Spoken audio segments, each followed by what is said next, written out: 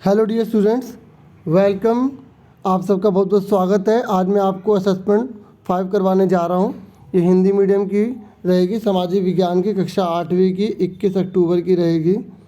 देखिए, पहला क्वेश्चन पूछा गया कि 1801 में अवध पर डैश थोपी गई। तो देखिए, 1801 में अवध पर सहायक संधि थोपी गई थी। ठीक है, थोड़ी सी और नॉलेज मैं आपको देता हूँ, वो देखिए। आप ये भी पढ़ सकते हैं कि और कहाँ कहाँ कब कब सहायक संधि थोपी गई थी। ठीक है, क्योंकि खाली वर्कशीट करवाना नहीं, और भी चीज़ आपको पता होनी चाहिए। आराम से पढ़ लें इसे। ठीक है, कि अवध के नवाब ने नवंबर 1801 में पेशवा बाजीराव द्वितीय ने सितंबर 1803 और मैसूर और तंजौर में इस तरीके से कब कब कहाँ सहायक संधि लगाई गई, आप आराम से पढ़ सकते हैं। ठीक है, क्लियर हो गया आपको। नेक्स्ट देखते हैं क्वेश्चन कौन सा है। तो देखिए, पहले वाले का आंसर जो है वो ए हो गया।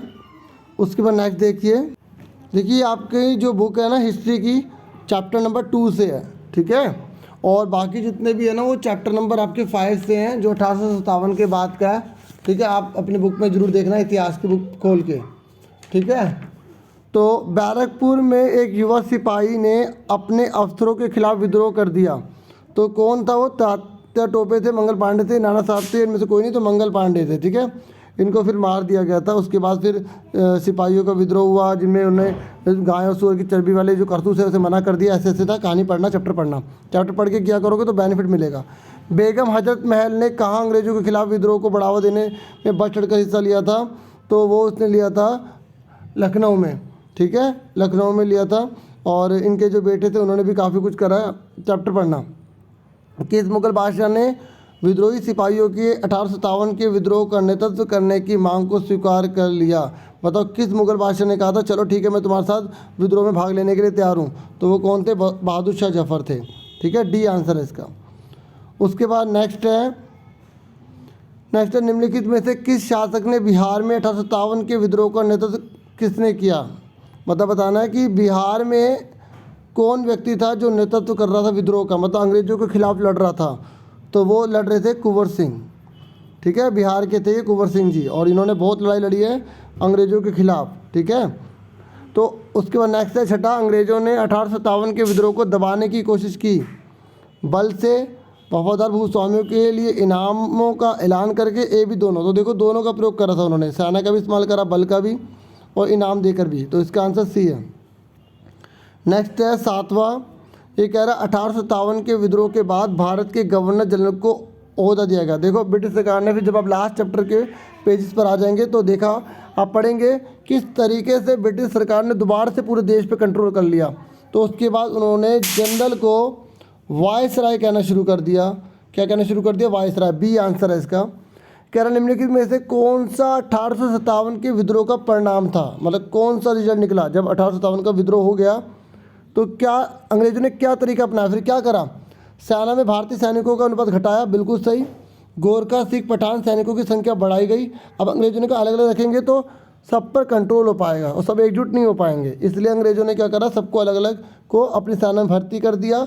सैनिकों को, भारतीय सैनिकों को कम कर दिया, अंग्रेजी सैनिकों को बढ़ा दिया, और ईस्ट इंडिया कंपनी के सारे अधिकार ब्रिटिश साम्राज्य के हाथ में सौंप दिए। मतलब ब्रिटिश जो थी, जो ब्रिटेन था, उसके हाथ में सब कुछ आ गया।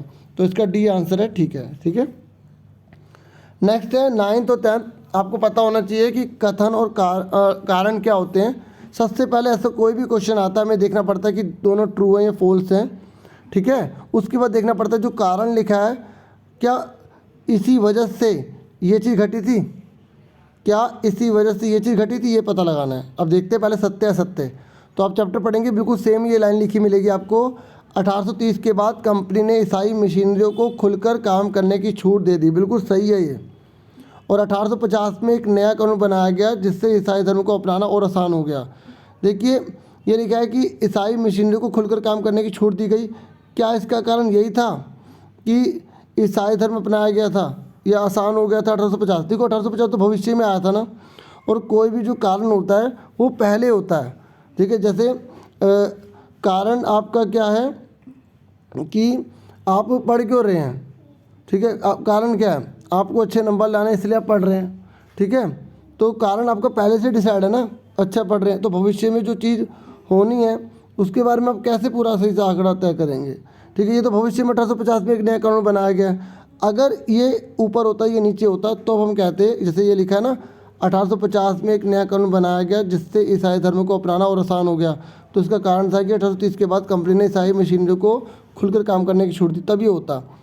अब मुद्दे पर आओ, ये दोनों के दोनों ट्रू हैं, लेकिन इसका जो रीज़न है ना ये सही नहीं दे रखा, ठीक है, क्योंकि भविष्य में होने वाली बात है, ठीक है। तो इसका आंसर अब बी पे करेंगे। बी पे तब टिक करते हैं जब इस लाइन के अकॉर्डिंग बात हो, दोनों सही हो लेकिन कारण सही से व्याख्या ना कर पा रहा हो उसके बारे में, तो हम क्या टिक करेंगे, बी करेंगे। नेक्स्ट है 1824 में सिपाहियों ने समुद्र के रास्ते बर्मा जाने से इनकार कर दिया। कारण यह था कि बहुत से लोग मानते थे कि समुद्री यात्रा से उनका धर्म और जाति भ्रष्ट हो जाएगी। देखो ये दोनों बिल्कुल ट्रू हैं, ठीक है, और ये कारण बिल्कुल सही लिखा है। देखो इसे कहते हैं कारण कि बर्मा जाने से इसलिए मना करा क्योंकि उन्हें लग रहा था कि अगर हम समुद्र के रास्ते जाएंगे तो हमारा धर्म, हमारा जाति भ्रष्ट हो जाएगी। उन्होंने सड़क से जाने के लिए मना नहीं किया था, तो कारण बिल्कुल सही लिखा है, दोनों ट्रू भी हैं, तो इसका ए आंसर हो जाएगा। ऐसे ही किया जाता है। और अगर नहीं आया तो 2-3 बार सुनिएगा, समझ में आ जाएगा। और आज की वर्कशीट कंप्लीट हो गई, मुझे पूरी उम्मीद है समझ में आ गया होगा। आपसे फिर मिलेंगे एक नेक्स्ट वीडियो में, अपना पूरा ध्यान रखना। Thank you for watching and listening carefully. Take care yourself dear students.